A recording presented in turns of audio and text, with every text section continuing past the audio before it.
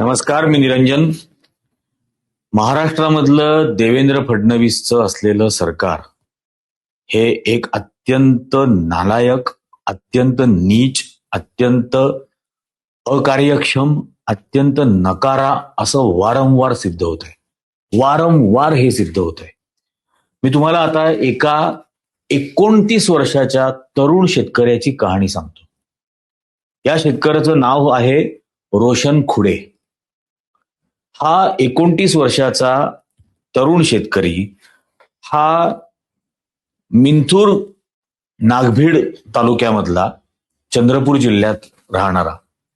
याच्याकडे 4 एकर शेती होती आणि शेतीवरती कुटुंबाचं भागत नाही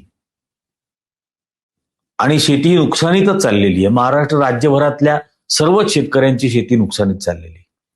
त्यामुळे त्याच्या मनात असं आलं की जोडधंदा काहीतरी करावा, म्हणून 2 गायी विकत घेण्यासाठी त्यांनी 2 खाजगी सावकारांकडून 50,000 हजार रुपये व्याजावरती घेतले.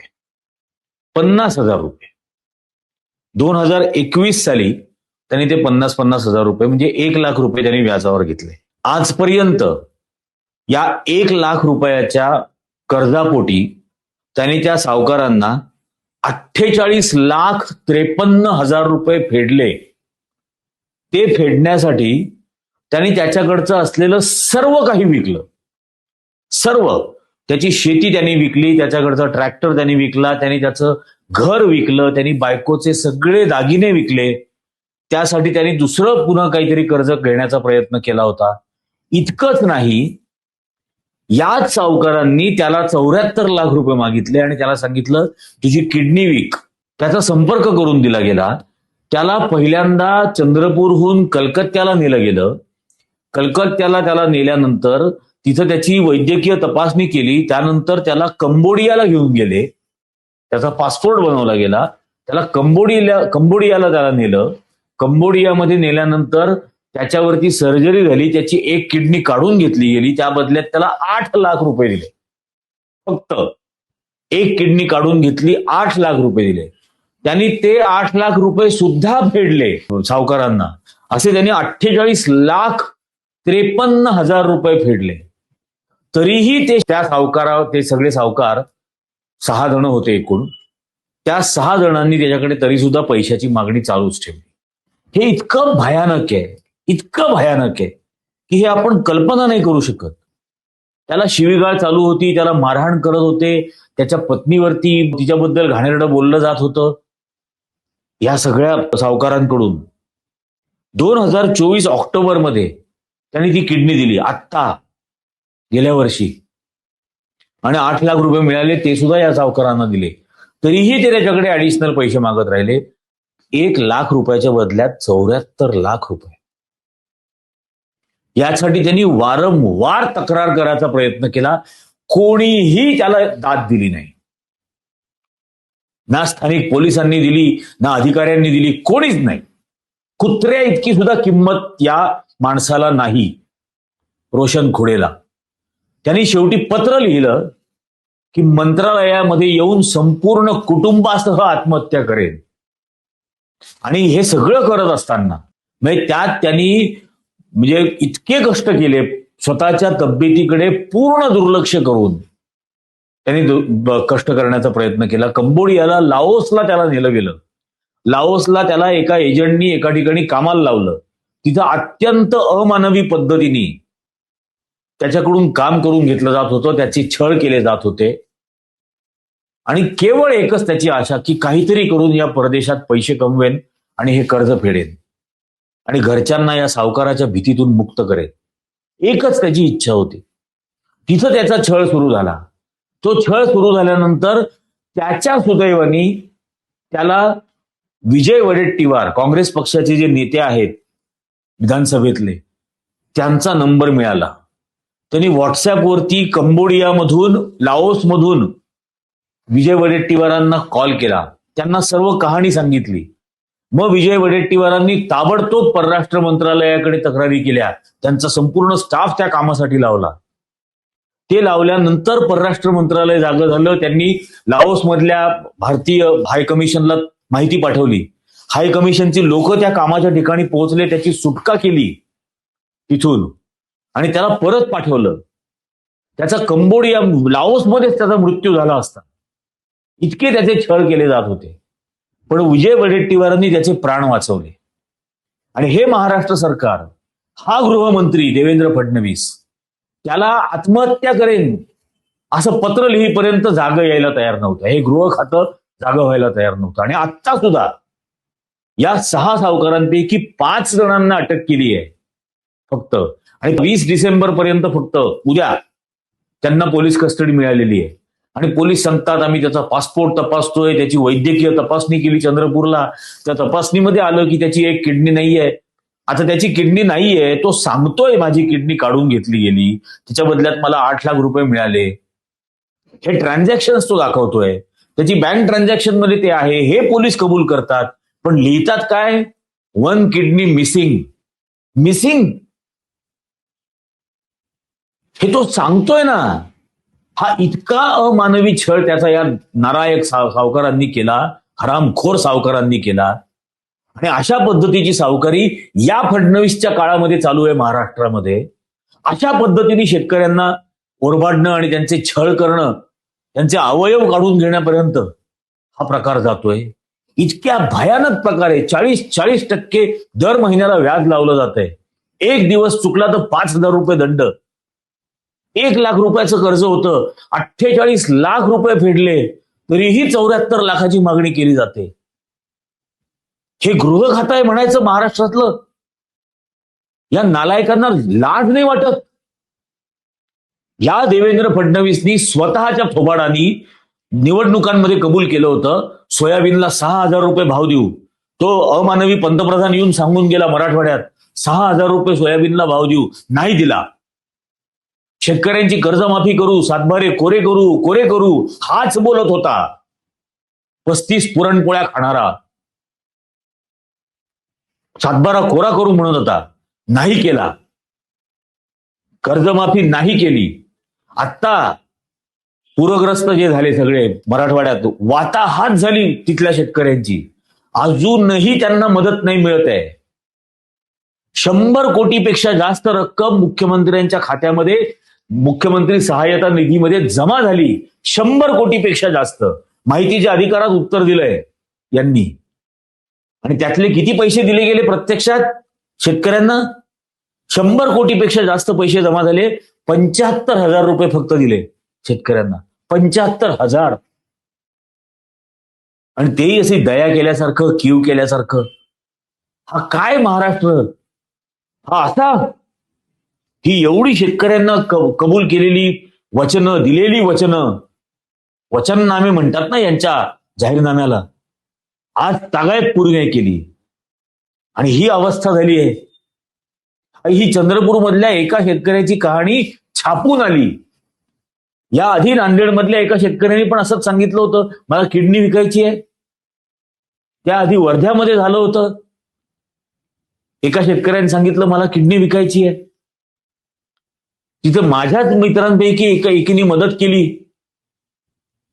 त्या शेतकऱ्याला समृद्धी नाव होतं, पांढरकवड्याची, त्याच्या मुलीचं, त्या शेतकऱ्याच्या. त्यांनी विकायला काढली होती किडनी. त्याची अशी 1 लाख रुपयाचं काहीतरी कर्ज होतं. आणि यांचा कृषी मंत्री तो माणिक कोकाटे, हा विधानसभेमध्ये पत्ते काय खेळतो, हा कृषी मंत्रालय म्हणजे ओसाड गावची पाटीलकी आहे असं म्हणत होता. ओसाड गावची पाटीलकी. या कृषी मंत्रालयाला ओसाड कोणी केलं असेल तर देवेंद्र फडणवीसने केलंय, हे लक्षात घ्या. आणि म्हणून त्याच्याच कृषी मंत्र्याला म्हणायला लागतं की कृषी खातं म्हणजे ओसाड गावची पाटीलकी. त्याच्यावरती गुन्हा सिद्ध होतो या माणिक कोकाटेवर. तो सत्र न्यायालयात सिद्ध होतो, तो जिल्हा न्यायालयामध्ये सिद्ध होतो, त्याची शिक्षा दिली जाते. पण त्याचं मंत्रिपद नाही काढून घेतलं जात, त्याचं खातं फक्त काढून घेतलं जातं. मंत्रिपदावरती तो कायम राहतो. इतके अनैतिक आणि निर्लज्ज राज्यकर्ते झालेले आहेत महाराष्ट्रात. तो माणिक कोकाटे ज्या पक्षात येतो, त्या अजित पवारांचं पोरग पार्थ पवार बायोडाटा भरून कुठे नोकरीला अर्ज केला तर 5,000 रुपयाची नोकरी कोण देणार नाही. तो 300 कोटी रुपयाची जमीन विकत घेतो.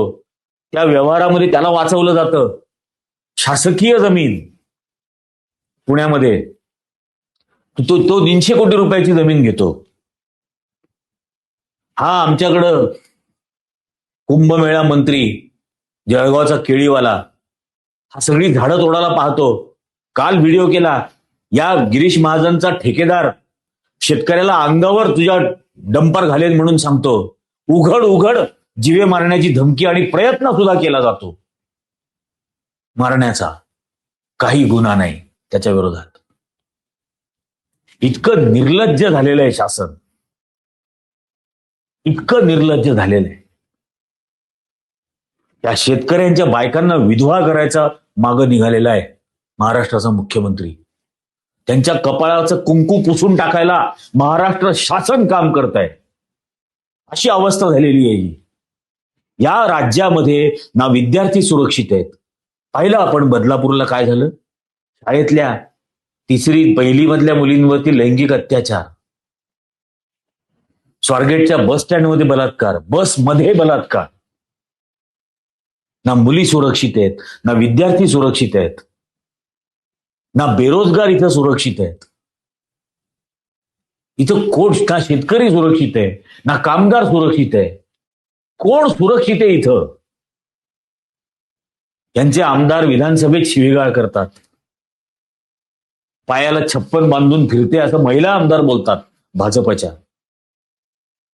इतकं इतकं निगरगट्ट आणि निर्ढावलंय हे शासन.